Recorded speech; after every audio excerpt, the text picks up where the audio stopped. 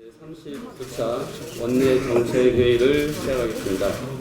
먼저 원내대표님의 개회 선언이 있으시겠습니다. 네. 국민의당 제39차 원내정책회의 개회를 선언합니다. 원내대표님의 모두 말씀 있으시겠습니다. 오늘로써 5번째로 공약을 스스로 위반한 5대 인사 배제 원칙에 대한 문재인 대통령의 책임있는 입장 표명을 거듭 요구합니다. 어제 송영무 국방장관 후보자 인사청문회가 개최되었습니다. 몇 차례의 위장 변익과 논문 표절 등 5대 인사 배제 원칙을 위한 것은 물론이요, 면허정지 기준의 2배를 넘는 만취 음주운전에다 그러한 사실조차 은폐했고 더욱이 음주운전한 적이 없다는 거짓말까지 덧붙였습니다. 음주운전은 잠재적 살인행위라고까지 표현합니다.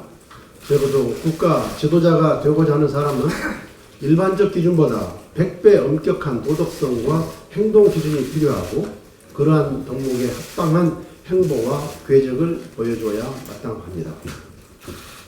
송영무 후보자의 거짓말 시리즈는 이뿐만이 아닙니다. 국방과학연구소로부터 겸직을 허가받기 위해 대형 로펌에서 주는 월 3천만 원을 약간의 활동비라고 표현하는 등 상습 거짓말 쟁임이 드러났습니다.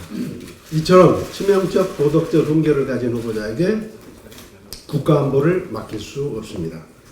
특히 송 후보자는 특정 정당, 특정 캠프에 몸담고 정치적 욕망을 드러낸 사람입니다. 지난 2012년과 2017년 당시 대선 캠프에 참여했던 것은 물론이고 19대 총선 때는 지역구 출마를 준비했으며 20대 총선 때는 민주당 비례대표 공천을 신청했다 탈락했습니다. 흔히 안보에는 여야가 없다고 합니다.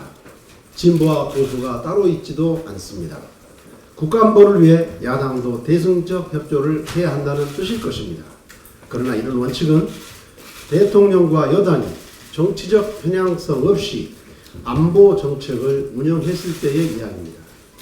과거 이명박 정권 때 이상희, 김태형, 김관진 국방장관, 박근혜 정권 때의 김관진 한민국 국방장관, 그 누구도 송영무 후보자처럼 장관 임명 전에 정치권에 직접 몸담고 정치적 편향성을 보인 적이 없습니다. 적어도 국방부 장관에 관한 한 문재인 정권은 이명박, 박근혜 정권보다 못합니다. 이런 후보자를 상대로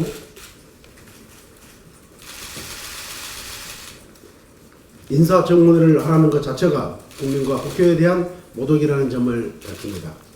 문재인 대통령은 후보자 지명을 즉시 철회하고 후보자 자신도 더 늦기 전에 자진 사퇴할 것을 촉구합니다.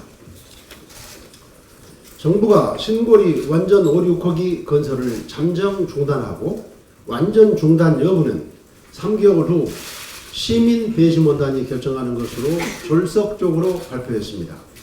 신고리 5, 6호기는 이미 8조 6천억 원의 예산과 5만 3천 명 안팎의 인력이 투입될 예정으로 30% 공정을 보이고 있습니다. 중장기 전력 수급 계획과 한국 경제에 미칠 파장을 고려했는지 묻지 않을 수 없습니다. 더욱이 주무장관인 산업통상자원부 장관이 임명되기도 전에 대통령이 원맨쇼하듯 중요 정책을 쏟아내고 있는 것이 더 큰 문제입니다. 문재인 대통령이 약속한 책임 장관제는 어디로 갔습니까? 자본주의 시장 경제 원리를 무시한 점령군식 통신비 인하 대책 발표, 잘나가는 공기업 창업 비틀어 추진한 비정규직 대책, 미세먼지에 대한 근본적 원인 진단과 전기료 인상 에너지 수급에 대한 면밀한 고려 없이 단행한 화력발전소 가동 중단 등 정권 출범 직후부터 쏟아내는 근시안적이고 단기적인 처방에 큰 우려를 금할 수 없습니다. 구조적이고 근원적인 진단을 통한 근본적인 대책보다 당장 손쉬운 인기 영합성 이벤트에 가까운 이런 국정운영 방식은 결코 성공할 수 없습니다. 만기 칠남식 국정운영은 정권 실패로 가는 길일 뿐입니다. 문재인 정부가 출범 2달도 되지 않았는데 실패의 길로만 치닫는 것 같아 걱정이 앞섭니다. 이상입니다. 문재인 대통령 그리고 프랑스의 마크롱 대통령은 비슷한 시기에 집권을 했습니다. 2016년 1분기를 기준으로 우리나라 실업률은 3.8%, 프랑스는 10.1%였습니다. 실업률로만 보면 프랑스는 우리보다 더 훨씬 심각합니다. 때문에 양국의 일자리 정책을 비교해 보는 것은 매우 의미 있는 일이라고 하겠습니다. 우리 정부와 프랑스의 일자리 정책 기조는 정반대로 가고 있습니다. 우리 정부는 공공부문 일자리를 17만 4천 개를 늘리겠다고 나선 반면 프랑스는 12만 명을 감원하겠다고 선언했습니다. 우리보다 실업 문제가 훨씬 심각한 프랑스가 왜 공공부문 일자리를 늘리지 않고 오히려 줄이는 선택을 했는지 곰곰이 생각해 볼 문제입니다.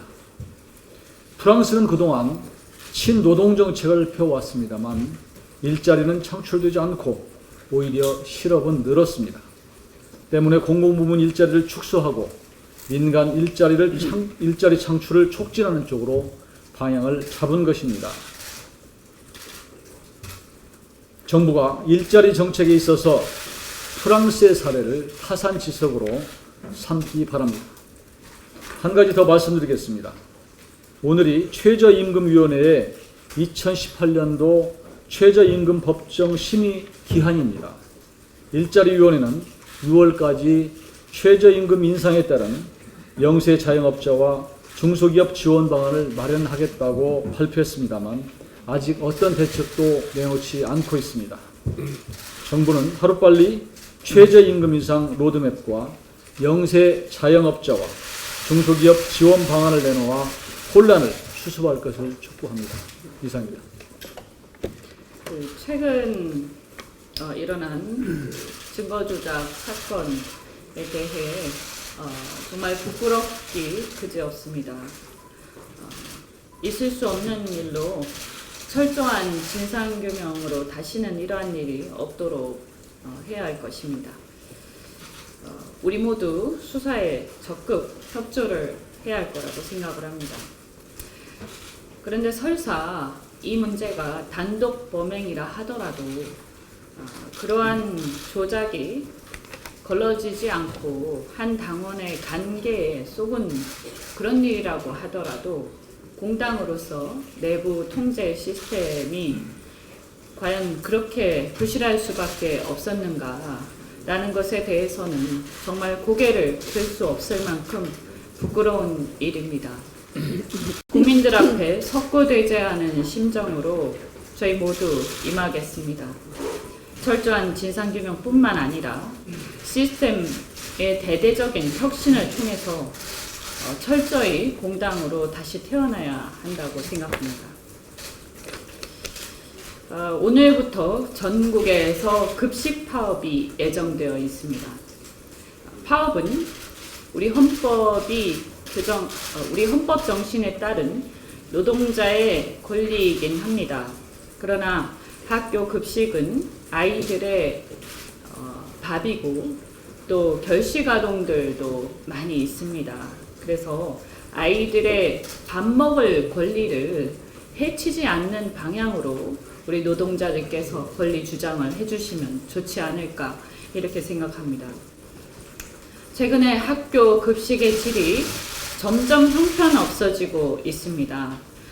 그런데 이는 학교 운영비에서 인건비와 재료비가 충당되는데 인건비 상승에 비해서 학교 운영비의 인상폭이 못 미쳐서 결과적으로 아이들의 재료비가 점점 부족해지고 있는 실정입니다. 예를 들어서 최근에 제가 어떤 학교를 가봤는데 그 탕수육이 있는데 그 탕수육에 이렇게 2 조각이 반찬에 있더라고요. 그래서 한참 커나가는 아이들이 그런 반찬을 먹고 어떻게 영양 보충을 다 할 수 있을지 우리가 처음에 학교 급식을 도입할 때 무슨 생각을 하고 도입했는지 초심으로 돌아가야 한다고 생각합니다. 이런 부실급식에 대해서 교육 당국은 깊이 조사도 하고 검토해봐야 된다 생각하고요. 만일 이번 파업 이후에 임금 인상을 결정을 하게 되면 그 임금 인상이 아이들의 급식 재료비를 깎는 일로 귀결되지 않도록 급식 개정을 분리해야 될 거라고 생각을 합니다. 좀 이렇게 다들 많은 생각을 통해서 우리가 아이들의 밥 먹을 권리를 그리고 좀 제대로 된 밥을 먹을 권리를 제대로 보장하는 방향으로 문제가 잘 해결되기를 바랍니다. 공공부분 비정규직 제로화 대책에 대한 말씀을 좀 드리겠습니다. 최근 문재인 정부는 공공부분 비정규직 제로화 대책을 준비 중에 있습니다. 그러나 정부 대책이 발표되기 전 일부 공공기관에서는 정부의 구체적인 방침이 있기 전에 각종 편법을 사용하여 비정규직 규모를 축소하려는 것으로 확인되었습니다. 바로 어제 정부 출연기관인 산업연구원은 3명의 비정규직 연구원에게 명확한 사유 없이 재계약 불가를 통보하였습니다. 그러나 해당 연구원들은 연구원들에 대한 평가 결과 연구원들의 비정규직 퇴출에 대한 저성과 기준에 해당되지 않는다고 합니다. 그럼에도 불구하고 산업연구원이 비정규직 연구원에 대한 재계약을 불가하다고 결정한 것은 정부의 비정규직 연구원에 대한 정규직화 방침에 대한 사전 대응으로 정규직 전환 방침에 있을 때 전체 비정규직 규모를 축소함으로써 정규직 전환 비율을 높이고자 하는 꼼수로밖에 볼 수 없습니다. 현재 경제인문사회연구회와 그 산하 연구기관을 통해서 받은 자료에 의하면 평균 34% 이상이 비정규직 연구원 등을 고용하고 있습니다. 이와 같이 연구기관의 고용구조의 특성상 비정규직 비율이 상당히 높고 특히 비정규 연구직의 경우 고용불안, 정규직과의 차별 등의 문제가 연구 성과에 영향을 미친다는 지적이 있습니다. 기간 만료가 되더라도 계약을 연장할 수 있는 상황에서 객관적인 근거 없이 재계약을 거부한 것은 부당해고와 마찬가지로 볼 수 있고 이는 정부의 비정규직 문제를 해결하기 위한 방안으로 보기도 어렵습니다. 이에 문재인 정부는 속히 비정규직 문제를 해결하기 위한 구체적인 대책을 수립하고 연구기관 등은 이에 따라 비정규직 문제를 처리해야 하며 산업연구원은 기간 만료로 해고될 비정규직에 대한 처우를 정부의 방침이 내려진 이후 결정하는 것이 맞다고 생각합니다. 또한 이번 일자리 추경에서 일자리 개선을 하겠다며 공공부문 비정규직 제로화 대책을 대책을 마련하면서 예산은 제대로 반영되지 않은 것 같습니다. 따라서 국민의당에서는 대안 추경을 제시하면서 비정규직의 정규직화를 위한 예산까지 추가로 제안하도록 하겠습니다. 이상입니다. 중5년 저소득층 10명 중 8명은 65세가 돼도 국민연금은 물론 개인연금이나 퇴직연금도 받지 못하는 노후소득 사각지대에 놓일 것이라는 분석이 나왔습니다. 2025년 노인 인구 20%의 초고령 사회로 진입할 우리 사회에 암울한 소식이 있습니다. 저소득층의 연금 가입을 유도하는 일도 중요하지만 노후에 안정적인 소득원을 만들지 못한다면 해결 방안이 없는 문제입니다. 한국보건사회연구원에 따르면 노인 10명 중 약 2명은 OECD 기준상 빈곤하지 않지만 주관적으로 빈곤함을 느끼고 있다고 합니다. 주목할 점은 취업자인 경우 상대적으로 체감 빈곤이 감소한다는 것입니다. 문재인 정부도 올해 추경안에서 노인 일자리 3만 개를 약속했습니다. 그런데 이 일자리 3만 개는 단순직, 일회성 일자리에 불과합니다. 노인 일자리 사업은 공익활동형, 재능나눔 활동형, 취업형 등 크게 3가지 유형입니다. 정부가 제시한 노인 일자리 3만 개는 전부 공익형 일자리입니다. 이름에서 알 수 있듯이 지역 내 환경미와 같은 봉사활동 성격의 일자리입니다. 즉 일자리라기보다는 봉사활동에 정부가 활동비를 제공하는 성격의 사업입니다.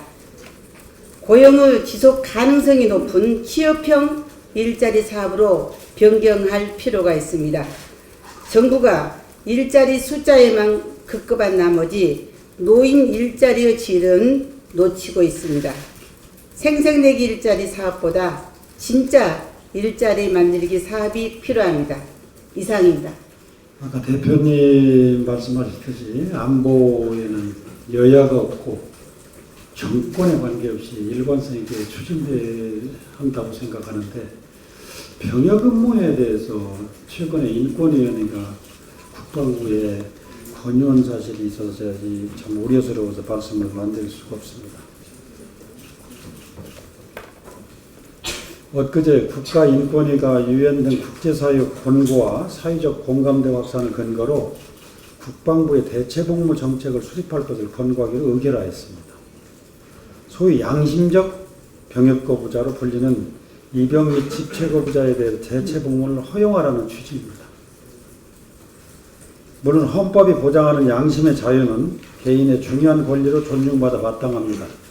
그러나 우리 현실을 도의시해서는 안 됩니다. 대한민국은 전 세계 유일의 분단 국가입니다. 북한의 도발 수위가 최고조에 달한 상황에서 개인의 양심이 국민 다수의 이익과 안전을 앞설 수는 없습니다. 과거 헌법재판소는 2번에 걸쳐서 입영 및 집총 거부자를 처벌하는 병업법 조항이 합헌이라는 결정을 내린 바 있습니다. 최근 대법원도 하급심에서 판결이 엇갈리던 입영 및 집총 거부자에 대해 명확히 유죄 판결을 내렸습니다. 이번 국가인권위의 대체복무 권고 의결은 헌재와 대법원의 판결에 반하는 결정이라는 점에서 우선 우려하지 않을 수 없습니다. 또한 종교적 신념을 객관적 기준으로 가려내기 어렵고 대체복무가 또 다른 병역기피 수단으로 악용되지 않도록 하는 방안도 마련되지 않은 상태에서 너무 앞선 의결이 아닌가 생각합니다. 무엇보다 국가를 위해 사적 이익을 포기하며 병역의 의무를 성실히 이행하고 있는 대다수 병사들의 상대적 박탈감은 여론조사에서 나타나는 사회적 공감대와는 또 다른 문제일 것입니다. 대체복무제 도입으로 인한 병역 이행자들의 상대적 박탈감 해소 방안, 병역 기피 수단으로 전락하지 않도록 하는 방지 대책 마련 등이 우선되어야 한다고 생각합니다. 국가인권위의 의결 취지에는 충분히 공감하지만 즉각적인 대체복무 도입은 아직까지 시기상조한 것을 다시 한번 강조합니다. 그리고 덧붙여 말씀드리고 싶은 것은 과연 양심적 병역거부자라는 말이 맞는지 저는 의구심이 갑니다. 왜냐하면 병역거부자가 양심적이라고 할 수 있는가? 그러면 병역을 이수하고 말없이 묵묵히 병역 이수를 하고 돌아온 병사들은 뭔가? 정말 우리가 다시 한번 생각할 필요가 있다고 생각합니다. 이상입니다. 오늘 김상권 교육부 장관 후보자의 인사청문회가 시작이 됩니다. 김 후보자는 지난 대선 당시에 외고, 자사고, 국제고를 일반고로 전환하겠다고 밝혔고 문재인 대통령의 대표적인 공약이었습니다. 많은 자사고나 특목고가 교육과정의 다양화, 재정적 독립이라는 본래의 설립 취지와 맞지 않게 운영이 되고 특권층 교육을 위한 활로로 운용되고 있는 상황에서 그 취지에는 충분히 공감을 합니다. 그러나 급격한 교육 정책의 변화로 인해서 발생될 여러 부작용도 우려되고 있습니다. 우선 재정적인 문제를 말씀드리겠습니다.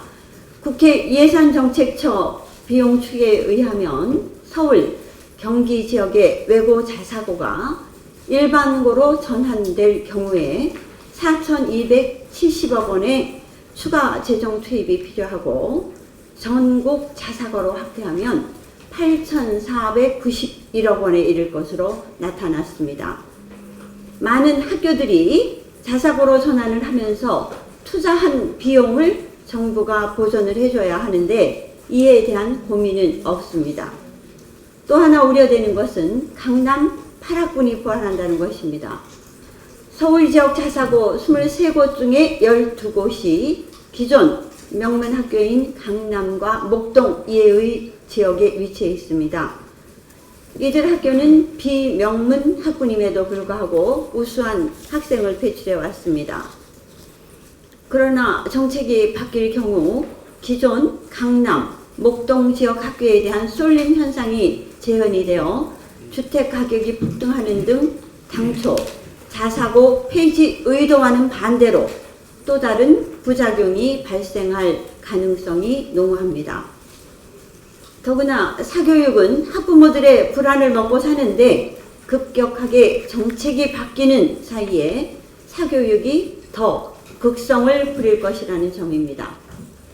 결국 외고 자사고 폐지로 인한 피해는 고스란히 학부모와 학생이 다 짊어지게 되는 상황이 오게 되는 것입니다. 교육은 백년지 대계입니다. 학생을 대상으로 정책을 시험해서는 안 될 것입니다. 외고 자사고 폐지 정책에 대한 신중한 접근이 필요하며 공교육을 어떻게 정상화시킬 것인지 먼저 고민해야 할 것입니다. 이상입니다. 우리 문재인 정부가 지금 현재 그 에너지 정책을 총괄하는 산업정보 장관도 없는 상황에서, 그리고 고리 원전 1호기 폐쇄에 따른 대책도 전혀 없는 상황에서 국가적으로 중장기 전력 수급 계획이라든가 또 전기료 인상의 문제 등 국민의 민생과 직결되는 문제에 대한 심도 있는 검토가 없는 상황에서 지금 현재 28.8% 공정률을 보이고 있는 신고리 원전 5, 6호기 건설을 전격 중단한다. 최종 운명은 3개월짜리 시민 배심원단이 결정하게 하겠다 하고 발표를 했습니다. 무릇 정책에는 책임이 따라야 됩니다. 그리고 정책에는 일관성이 있어야 됩니다. 그리고 정책에는 절차적 정당성도 확보를 해야 되는 겁니다. 그리고 정책에는 정책 효과와 더불어 막대한 국가적인 손실, 즉 비용 문제도 고려를 해야 되는 겁니다. 이 부분에 대해서 말씀을 좀 드리겠습니다. 그러한 결정을 하는 과정에서 공론화 과정을 거치겠다. 공론화위원회를 만들어서 그 논의를 주도하게 하겠다. 그리고 이를 바탕으로 불특정 국민들로 구성된 시민 배심원단이 이를 최종적으로 결정하겠다. 즉 원전의 연구 중단 문제를 거기서 결정하겠다고 얘기한 겁니다. 그러나 이미 이러한 문제는 공식적인 정부기구인 원자력안전위원회가 이미 정해서 추진된 사안이었습니다. 그런 거를 법적 지위도 없는 시민 배심원단이 결정을 하겠다 하고 하는 것은 여론을 등이었고 정부의 책임을 회피하려는 게 아닌가. 첫째 지적하고 싶은 사항이 바로 그겁니다. 그리고 두 번째는 방금 말씀드렸던 것처럼 정부 공식기구, 공식 논의를 거쳐서 결정된 사안을 5년 임기의 문재인 정부가 절차적 정당성을 확보함이 없이 시민 배심원단으로 하여금 최종 결정을 하겠다. 그 법적 지위와 법적 행정적인 권한이 있는지 의문스러운 그러한 점을 제기하지 않을 수 없다. 이런 말씀입니다. 익히 아시는 밤이다만 문재인 정부는 신규 원전 백지화 그리고 설계 수명이 단 원전의 완전 폐쇄 즉 탈원전 정책을 표방을 하고 나섰습니다. 이 신고리 5, 6호기 역시도 미리 방향을 정해놓고 결론을 정해놓고 공론화위원회를 거치고 그러한 여론에 힘입어서 말씀드렸던 책임 회피를 위한 그런 것으로 전락되지 않기를 바랍니다. 국민들의 경우는 정해진 정책들이 일관성 있게 추진되기를 바라는 겁니다. 소위 조변석계식의 정책은 정부의 신뢰성과 국민에 대한 신뢰성을 떨어뜨리는 겁니다. 이러한 정책이야말로 국민 분열을 사드 배치처럼 또 새만금 사업처럼 국민 분열을 가져올 수 있는 그런 선기일 거다. 절차적 정당성을 상실한 거다. 그런 말씀을 드리고요. 그리고 원전 공사를 영구 중단할 시에 이미 이 효과를 가져오리라고 생각됐던 효과는 상관없이 막대한 재정적 국가적인 손실을 가져오게 됩니다. 공정률 8.8%라고 했습니다만 이미 공사비가 1조 6천억 투입이 됐습니다. 향후 TBL 공사비까지를 감안하면 총 2조 6천억 추산을 하고 있습니다.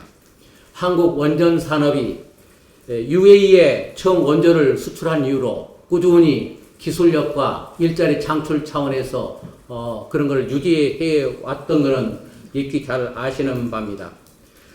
국내 원전 건설이 중단되면 그러한 우리 원전 기술의 수출 또 기술 유지 이러한 부분들이 월수득된다고 하는 것들은 익히 아는 바입니다. 정부는 정부 차원에서 중장기 전력 수급 계획도 있습니다. 국민 부담이 될 전기료 요금 인상 같은 경우는 불보듯 뻔한 사안들입니다. 반드시 정책의 책임성을 갖고 일관성을 갖고 절차적 정당성을 확보해 가면서 엄청나게 부담해야 될 정책 손실, 비용 손실도 고려해서 신중한 과정을 거쳐 추진해 주실 것을 다시 한번 촉구합니다. 이상입니다. 예, 오늘은 김상곤 교육감 후보자에 대한 청문회가 있는 날입니다. 김상곤 후보자께서 경기도 교육감으로 재직 당시에 내부 지침을 어기고 강연료를 부당하게 지급받은 사실과 측근들에게 영역을 몰아준 그런 사실이 새롭게 밝혀져서 그에 대해서 말씀드리겠습니다. 경기도 교육청에서 제출받은 자료에 따르면 김상곤 교육부 장관 후보자가 경기도 교육감으로 재직하고 있던 2012년에서 2013년 사이에 내부 지침을 어기고 경기도 교육청과 그 직속 기관인 경기도 율곡교육연수원으로부터 강연료를 부당하게 지급받은 것으로 나타났습니다. 경기도 교육청의 경기도 교육비 특별회계 세출 예산 집행 지침에는 도교육청 소속 공무원이 자신의 업무와 관련하여 자신이 속한 기관에서 교육을 실시하는 경우에는 강사수당을 지급하지 않는다라고 되어 있는 규정을 어긴 것입니다. 기관장 신분으로 내부 지침을 어겨 고액의 강연료를 받는 것은 이유 여하를 막론하고 잘못된 일일 뿐만 아니라 공직자로서 품위를 훼손하는 일입니다. 2012년 경기도 교육청에서 받은 기타 소득에 대한 지급 시기 및 지급 사유 등에 대해서도 아직까지 자료도 제출되지 않고 있고 납득할 만한 해명도 없는 상황입니다. 또한 김상곤 후보자가 경기도 교육감 재직 시에 지지 세력이나 측근으로 분류되는 교수들에게 수의계약으로 2억 6천만 원 정도의 연구 용역을 몰아준 것으로 확인됐습니다. 자신이 대표로 있던 단체에도 수의계약으로 1천만 원의 연구 용역을 준 내용도 추가로 확인되었기 때문에 자신을 도와준 사람들에 대한 보훈 용역에 대해서도 오늘 청문회에서 철저히 따지도록 하겠습니다. 이상입니다. 네, 감사합니다. 추가로 공개 발언하실 분 계십니까? 예, 없으시면 이상으로 공개 발언 마치고 비공개로 회의를 전환하겠습니다.